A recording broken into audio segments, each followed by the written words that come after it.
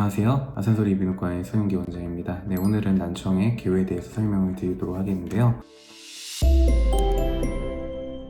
난청은 젊은 환자들에게 있어서는 중등도 이상으로 청력 손실이 발생하는 경우가 많지는 않은데, 특히나 미성년자의 경우에는 한쪽 청력 손실이 올 확률이 0.1에서 5% 정도로 매우 드물기도 합니다. 반면에 노인 환자분들에게서는 청력 감소는 비교적 흔한 질환인데 60세 이상 인구의 3분의 1가량이 난청을 가지고 계십니다. 연령이 증가할수록 청력은 더 나빠지는 경향이 있고요. 직업적으로는 작업 환경 내의 시끄러운 소음이나 낮은 소음에 대한 보호 능력을 가진 근로자분들에게서 난청이 더 자주 발생하게 됩니다. 자, 그렇다면 이런 난청의 사회적 영향은 어떨까요? 젊은 나이에 난청이 발생할 경우 학업이나 근로에 있어서 불이익이 크게 됩니다. 난청을 가진 사람은 실업률이 높고 소득도 더 적은 경향이 있고요. 노령 환자분들의 경우 우울증이나 치매 등의 신경정신과 질환의 발병률도 올라가기 때문에 적절한 시점에서는 난청에 대한 치료가 필요합니다. 자, 그렇다면 우리의 청각 전달과 관련해서 난청이 어떻게 발생하는지 확인을 해본다면, 외이를 통해 소리가 적당히 증폭되고 고막을 통해 소리가 전달되고 중이라는 공간에 우리 귓속 뼈를 통해 소리가 달팽이관이라는 곳의 난청에 전달이 됩니다. 고막과 이소골을 지나며 추가적인 소리의 증폭이 일어나게 됩니다. 자, 그렇다면 이러한 난청의 조기 징후에는 뭐가 있을까요? 대표적인 것은 소음 속에서 대화가 어려운 겁니다. 시끄러운 장소 또는 행사장 등에서 대화가 분간이 어렵다고 호소하시는 경우가 많고요. 이런 조기 난청의 경우에는 청력 검사에서 감지가 안 되는 경우가 있습니다. 예를 들어서 사람들의 목소리가 중얼거리고 잘 들리지 않는다거나, 대화 중에 다시 듣기 위해 묻는다거나, 이름과 숫자를 명확하게 알아듣기 어렵다거나, TV나 다른 미디어의 볼륨을 크게 틀어놔야 된다거나, 시끄러운 환경에서 특히 대화가 어렵다거나 하는 것들입니다. 자, 난청의 진단을 위해서는 고막과 귀의 상태를 보고서 청력 검사를 시행하게 됩니다. 정상 범위는 20dB 이하의 소리를 들을 수 있는 경우를 의미하고, 100dB 이상의 역치 이상의 소리만 듣는다면 완전히 들리지 않는 것과 같다고 할 수 있겠습니다. 자, 그렇다면 난청의 분류는 어떻게 될까요? 난청의 종류는 발생 및 진행 속도에 따라서 돌발성, 진행성, 영구적인 난청으로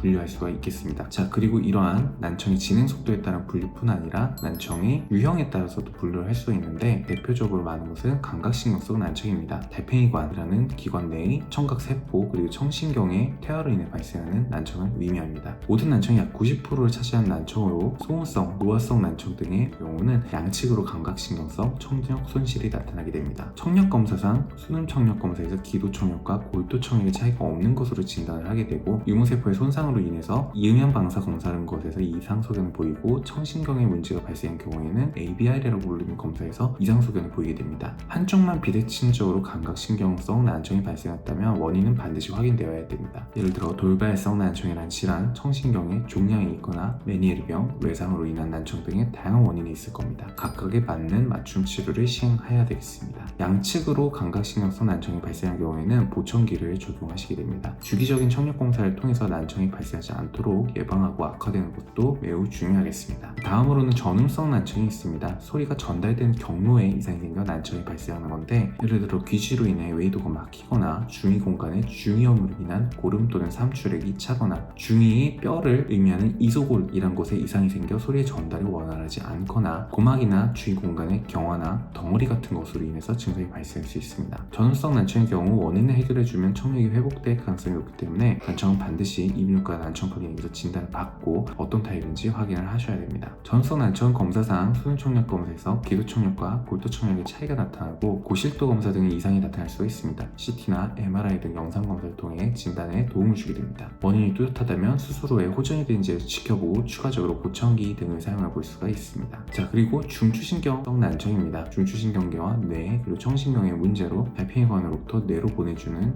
경로에는 문제가 없거나 받아들이는 청각중추에 이상이 생겨 청력 신호를 해석하지 못하게 되는 병들도 있습니다. 뇌 MRI 등을 통해서 진단에 도움받을 수가 있고요. 자, 그리고 청력검사상 난청의 형태에 따라서 분류를 할 수가 있습니다. 청력검사의 모양을 보면 원인을 추정하는 데 다소 도움을 줄 수가 있는데, 자, 첫 번째는 평평한 청력도를 보이는 난청입니다. 메니에르병, 돌발성 난청, 청신경종, 수로 인한 청력 손실 등 모두 다 가질 수가 있습니다. 고음역대만 난청이 있는 경우인데, 돌발성 난청이나 노화로 인한 난청, 소음성 난청이 대표적인 예입니다. 그리고 저음역대 난청이 발생하는 경우가 있겠습니다. 메니에르병, 그리고 삼출성 또는 화농성 중이염이 있을 때 이경화증이라는 질환이 있어도 저음역대 난청이 발생하기가 쉽습니다. 그리고 특징적으로 3K, 4kHz의 청력에 손실이 있는 것을 확인할 수 있기 때문에 이를 통해서 소음성 난청이 있을 거다라고 유추하게 됩니다.